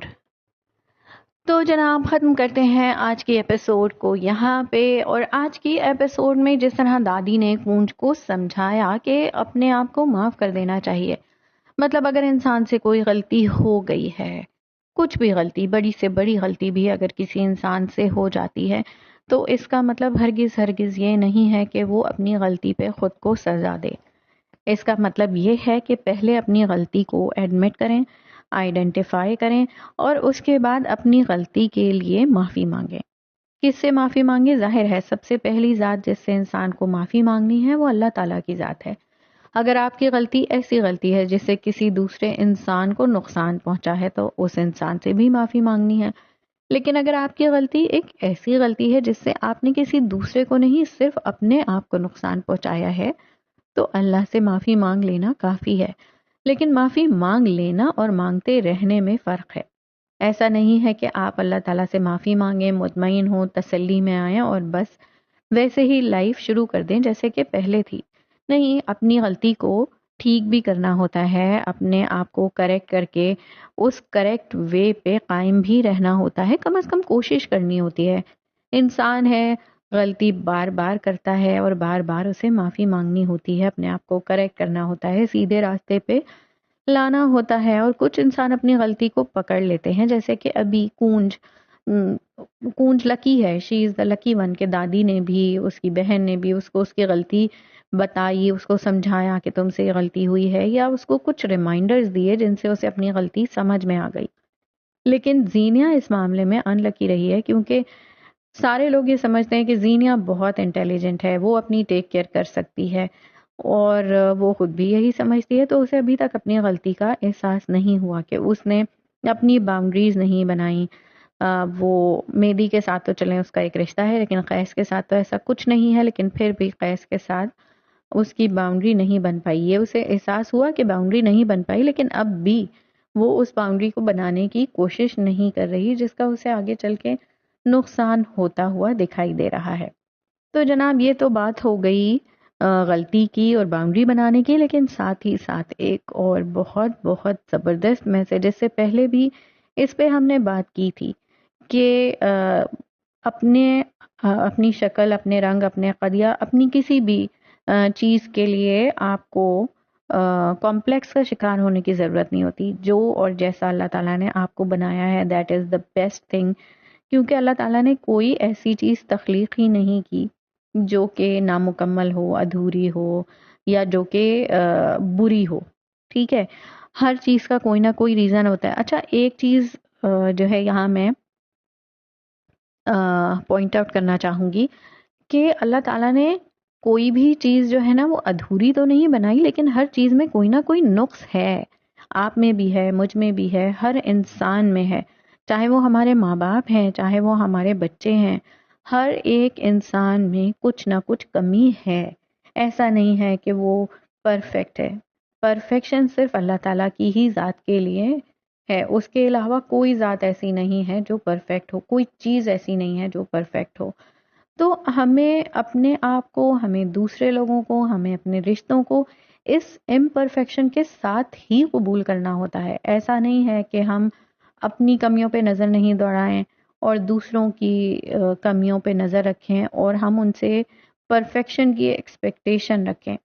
सेकेंडली, जैसा कि अभी कूंज के केस में हो रहा है कि अपनी कमियों पे इतनी ज़्यादा नज़र रख ली कि अब अपनी कोई भी चीज़ अच्छी नहीं लग रही। अगेन, अपनी इन चीज़ों पे गिव अप कर देना। फॉर एग्जांपल, उसका जो रंग है या उसकी जो स्किन है वो ड्राई स्किन है। बहुत सारे जो फेयर कॉम्प्लेक्शन के लोग होते हैं उनकी स्किन भी ड्राई होती है। बहुत सारे लोगों की स्किन जो है वो ऑयली स्किन होती है, या आपकी जो है वो मिक्स्ड स्किन है, कॉम्प्लेक्स है, कुछ भी है, वट एवर इट इज़। तो आपको उसके हिसाब से अपने आप को देखें, ग्रूमिंग में, अपने आप को नीट रखने में, इन सब चीज़ों में फ़र्क होता है। अपने आप को ग्रूम करना, अपने आप को बेहतर प्रेजेंट करना, ये सब चीज़ें इंसान को करनी चाहिए। अपने आप को चेंज नहीं करना है। वो जो अल्लाह ताला ने जिस तरह आपको तख्लीक किया है उसकी तख्लीक में बिगाड़ नहीं पैदा करना, उसकी क्रिएशन में चेंज नहीं लेकर आना, लेकिन अपने आप को एक बेहतर वर्जन बनाना, अपनी पर्सनैलिटी को ग्रूम करना और अपना ख्याल रखना अपनी स्किन का। जिस तरह आपको अपने बालों का ख्याल रखना चाहिए, इसी तरह अपनी स्किन का भी ख्याल रखना चाहिए, अपने अखलाक का भी ख्याल रखना चाहिए, अपने बॉडी ऑर्गन्स का भी ख्याल रखना चाहिए। ये सब कुछ एक शुक्रगुजारी के ज़मरे में आता है। जब आप अल्लाह ताला की दी हुई नेमतों के शुक्रगुजार होते हैं तो आप उन नेमतों का ख्याल रखते हैं। बहुत लंबा लेक्चर हो गया, पता है मुझे। अल्लाह हाफिज।